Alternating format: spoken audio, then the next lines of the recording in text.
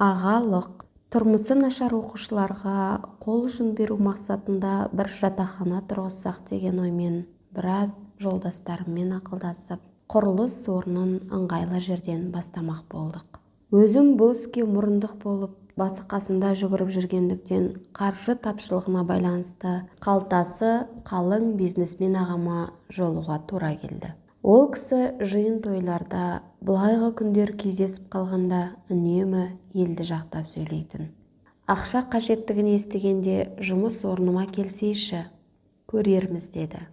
Кел дегенін көңілге медеу тұтып, хатшысынан рұқсат алып бөлмесіне еркін кірдім.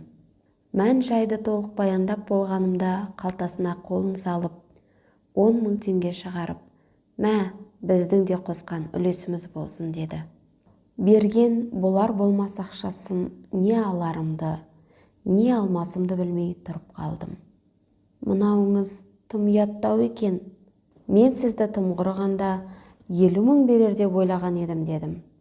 Ағамның қабағын шытыңқырап, «Әзірше осыны ала тұрыңдаршы, жақында 200 гектар жерімнің өнімін жинатпақпын. Оған да ақша керек. Егер осы жердің өнімін алып бітсем, сендерге 50 000 берейін. Тұрғызып жатқан жерді менің атыммен атасаңдар, бұл ақшаны тағы кішкене көбейтуге болады» деді. Арқамнан қағып, есіктен шығарып салып жатып. Оған да шүкір деп қол алысып қоштасуға тура келді. Шама шарқымызға құрылыс жұмыстарын бастап та кеттік.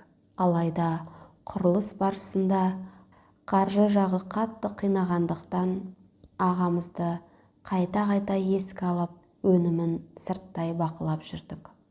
Арада біраз уақыт өткенде хатшысына телефон соғып, ағамыздың көл-көсір өнім алатын аймағынан 120 гектар жердің игерілгенін естідік.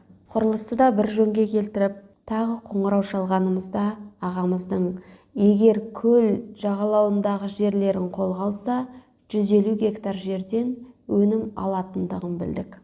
50 000 теңге үшін үшінші рет хабарласқанымызда арғы жақтан «Ағаларыңыз жердің астынан 2 метр жерді қанағат тұтты. Өткен аптада ол кісінің аяқ астынан қайтыс болғанын естімеп пе едіңдер?» деген үн саңқ ете қалды.